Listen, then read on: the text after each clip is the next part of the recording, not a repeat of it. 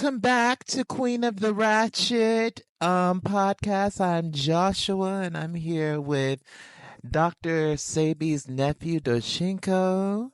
How are you? I am well. How are you? I'm blessed. I want to talk about something that has become really popular over social media, and that is veganism. Okay. Alkaline versus acidity. Do you feel that a human being has to be vegan? Because I know that Dr. Sebi, that is what he pushes on social media. That's what's put out there. So, this is a complicated question. First of all, I believe that, first of all, I don't consider myself a vegan Nazi or an alkaline Nazi. My company is basically all about helping people be a healthier them, and going at what they want to do. So like, say, for example, if you eat meat and you want to eat meat for the rest of your life, okay, cool. Let's, work on how we can make that healthier. Let's see what kind of switches you're willing to do. I'm not going to be like, oh, well, you're not going to live. No, it's not about that. I truly believe in balance. Okay. So even when it comes to eating an alkaline diet, you have to be balanced. Even when it comes to being, just because you're vegan doesn't mean that you're going to be healthier. And I think that is one of the misconceptions about veganism. Okay. And I'll tell you why. There's a big difference between eating vegan and eating alkaline. Okay. Vegan just means you're not having any animal byproducts. Doesn't mean that you're actually eating healthy, because literally you can eat plastic and still be considered vegan because it's not animal byproduct. Okay. You cannot eat plastic and be considered on an alkaline diet. Some of the foods that we according to our paradigm or our theories, some of the vegan foods would actually cause disease. Like sugar is one of the most detrimental things that you can put in your body, and that's vegan. Rice, bread, things that cause mucus buildup in the body, cause inflammation, they're vegan. They will lower your immune system. So just because you're vegan doesn't necessarily mean that you're healthier. Yes, okay, you're not using animals for your own personal gain. Great. And that's, great when it comes to karma. However, it doesn't necessarily make you any healthier than other people. Now, let's say, for example, when it comes to eating alkaline, people a lot of times do it wrong. And this is the reason why in my consultation, usually my consultations are anywhere from 45 minutes to an hour and a half. And during that time, I go over the diet. That diet is so important because you can do an alkaline electric diet wrong. You can like sometimes people go on fruit fasts. Okay. In certain cases, that's not going to be a great thing. Like, say, for example, if you have diabetes and you're going on a fruit fast, you're taking in tons of sugar because fruit still have sugar. Your body has a problem processing sugar. So why are you going to put more work on your body? People, and this is where I'm going to clash with my uncle, but however, me and some of my cousins have gotten together and we're like, listen, this is how we feel about this particular subject. Protein. My uncle was completely against protein. He said that protein didn't exist. However, we as a younger generation don't believe that. We believe that protein is very important. However, you do not need to get protein from animal sources. There are alkaline sources of protein like hemp seeds, like quinoa, garbanzo beans. So in order to do an alkaline electric program correctly, you need to have the correct components. You need to be able to have a balanced diet. You need to make sure that you're getting a lot of chlorophyll. You need to make sure that you're getting a lot of fiber, the proper amount of carbohydrates, the proper amounts of protein. So, being alkaline doesn't necessarily mean that you're going to be healthy if you're doing it wrong. And that is the misconception. A lot of times people will go on to an alkaline electric diet, eat the wrong way, and yes, they start feeling healthy, they start healing, but then after a certain point, you're not replenishing certain nutrients that are necessary in order for your body to keep going. And then that's when you start deteriorating. Say, for example, I have a family member who was eating alkaline, and she always ate alkaline, but however, she wasn't paying attention to the protein aspect because protein wasn't real. That's what my uncle said.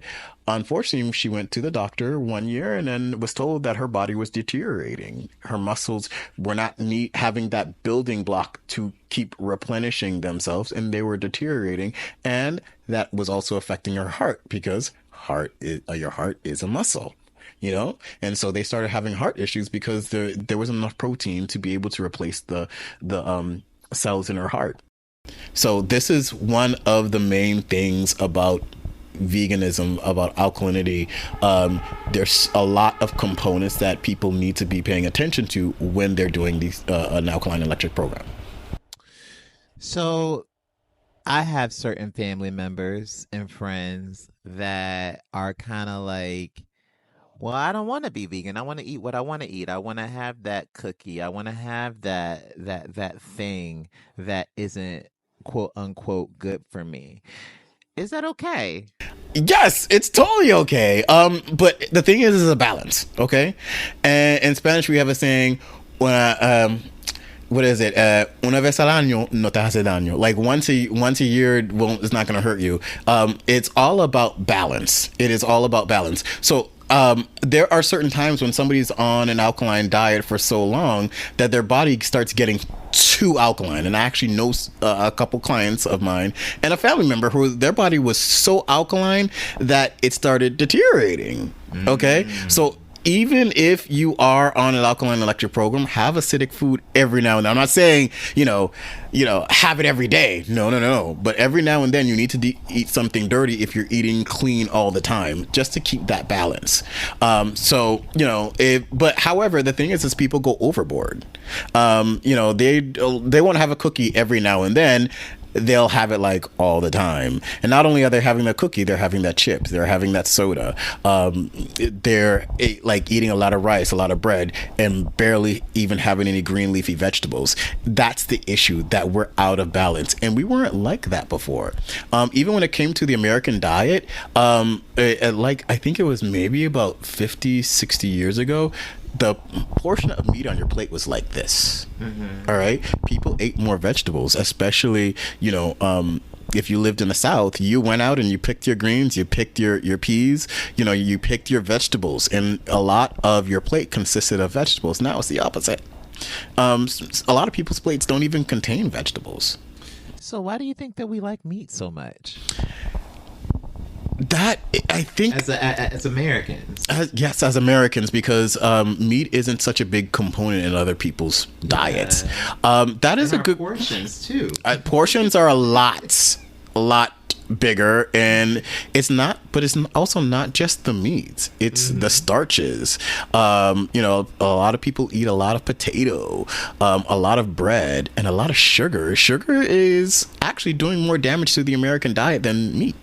Okay, is there something, because I like a good cookie. Okay. Is there something that we can substitute besides fruit, which I love fruit, I'm really, really starting to like it, but is there something else that... For sweets? So, when somebody's doing a consultation with me, I look at what their diet is, and I actually tell them how they can alkaline it, how they can make it a lot healthier. So say, for example, if you like cookies, there is a way to make alkaline cookies.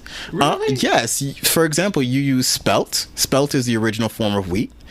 So that's what you use for flour. For sugar, instead of using white sugar or brown sugar, you can use date sugar. You can use maple crystals for the flavoring. You can use that vanilla extract. That's fine.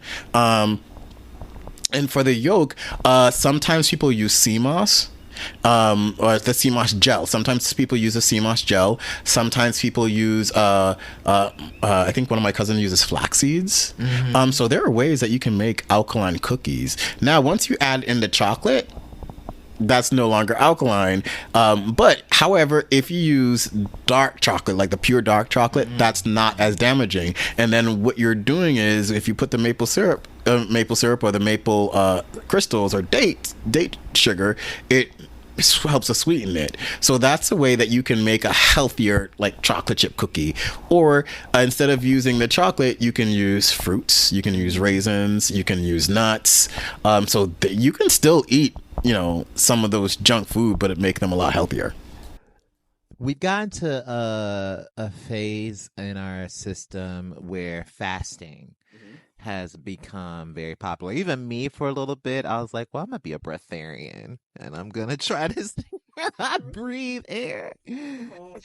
I am not a big fan of me, and this is me personally. And I am not a big fan of fasting.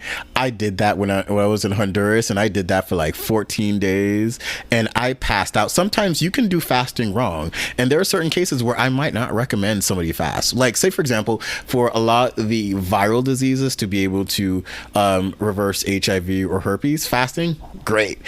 For cancer client, not so much. Fasting will work for a short period of time, but really and truly, I prefer putting my cancer clients on a green juice fast, because with cancer you have an alien that's basically sucking energy out of your body. Okay, so from my programs, I don't have my cancer clients fast. I have them doing a green juice fasting, because what you're doing is you're still giving your body a break from processing food, but you're still getting all the proper nourishment that you need. And even when it comes to being able to reverse some of the viral diseases, we're not just having you do a water fast. You are on herbs, and what the body does is, and when you are fasting and you take herbs, your body absorbs it a lot quicker and it disperses through your body a lot quicker. I am not a fan of water fasting for long periods of time. Yes, I realize my uncle did it, but first of all, a lot of times when my uncle was doing fasting and the rest of my family, my aunt Pat fasts, my cousins fast, they're on herbs. You should be at least be taking sea moss and bladderwrack, and it really helps to be on a lot of other herbal formulas in order to do a fast. I don't want to say correctly, in a more efficient manner. And we're going to come back and talk about herbs, ladies and gentlemen. So come back after this commercial break.